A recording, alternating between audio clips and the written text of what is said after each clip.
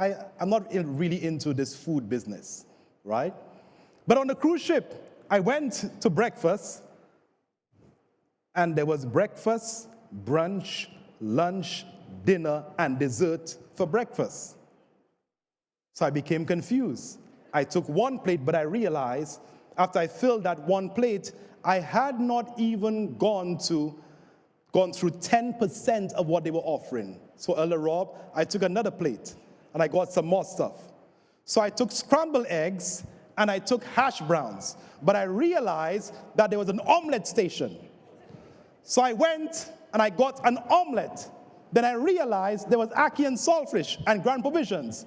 So I took another plate, and I got that. Then I realized there was fruit, and there was also cereal.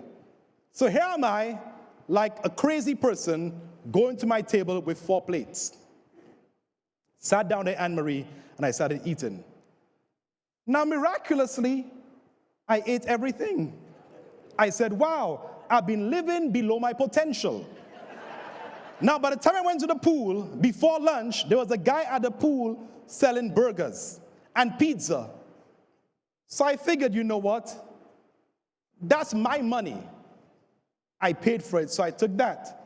Then lunchtime came. I wasn't even hungry, but I went to lunch out of curiosity. When I got there, my curiosity was intrigued. So I took more food.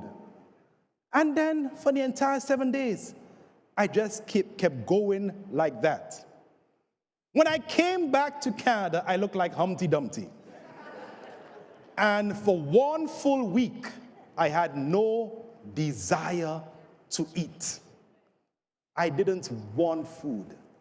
The thought of food made me nauseous. I realized that I allowed myself to be influenced, to be manipulated and dominated by what I saw.